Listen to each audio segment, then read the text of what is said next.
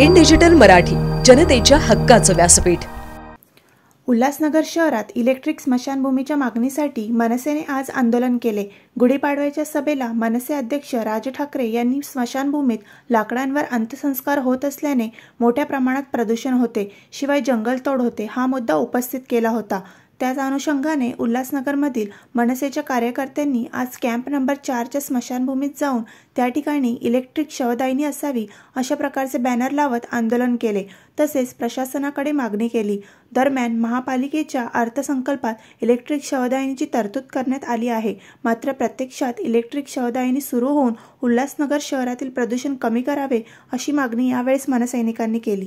आपण जर बघितलं येत्या गुढीपाडव्याच्या सभेमध्ये माननीय राजसाहेब ठाकरे यांनी जे लाकडांमधून म्हणजे स्मशानभूमीमध्ये जे प्रेत जाळले जातात त्याच्यामध्ये जे लाकडांमध्ये प्रदूषण होतं आणि त्याच्यामुळे मोठ्या प्रमाणात लाकडांची तोड होते, तर त्या अनुषंगाने ते आपल्याला निसर्ग वाचवण्यासाठी आपल्याला निसर्गाच्या प्रमाणे पुढे आपल्याला आपल्यामध्ये बदल करून त्या ठिकाणी इलेक्ट्रिक शवदाहिनी किंवा डिझेल शवदाहिनीच्या माध्यमातून जे पण अंत्य संस्कार आहेत ते केल्या पाहिजे अशी माननीय राजसाहेब ठाकरे यांनी मागणी केली होती।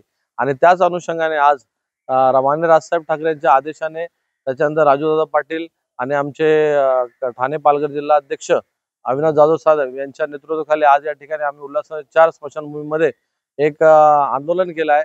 आंदोलन म्हणजे आम्ही प्रशासनाला लवकरात लवकर त्या ठिकाणी ज्या पद्धतीने लाकडांमार्फत प्रेतयात्रा केली जाते तर ते न करता त्या ठिकाणी इलेक्ट्रिक पद्धतीने या ठिकाणी अंत्यसंस्कार व्हावे यासाठी आम्ही या ठिकाणी मागणी केली आहे।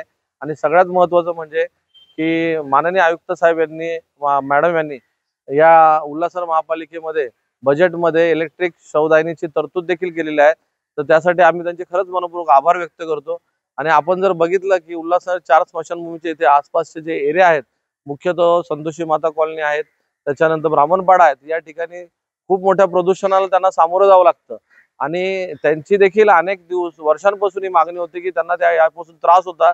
आणि इथे तुम्ही जर बघतात की आज बिल्डिंग वगैरे चांगल्या बनल्या आहेत, परंतु स्मशानभूमी ही लाकडांमधून चालत असल्यामुळे इथे कोणी फ्लॅट्स देखील विकत घेत नव्हते, परंतु आज राजसाहेबांनी जो मुद्दा उपस्थित केलाय आणि त्या मुद्द्यावरती आणि सन्माननीय आयुक्त मॅडम यांनी एक अगोदरच जे इलेक्ट्रिक शवदाहिनीची तरतूद केली आहे तर त्यांचे आम्ही आभार व्यक्त करतो। परंतु एक विषय सगळ्यात महत्त्वाचा आहे की अगोदरच्या काळामध्ये सत्ताधाऱ्यांनी त्या ठिकाणी असं सांगितलं होतं की डिझेल शवदाहिनी त्या ठिकाणी उपलब्ध केली आहे आणि ती लवकरात लवकर लागणार आहे, परंतु त्या डिझेल शवदाहिनीच्या शेवटी झाले काय हा एक मोठा प्रश्न आहे आणि त्याचा निधी तो गेला कुठे हा माझा एक महत्त्वाचा प्रश्न या ठिकाणी उपस्थित करतोय आणि याचं उत्तर त्या ठिकाणी देण्यात यावं असं मी विनंती करतोय।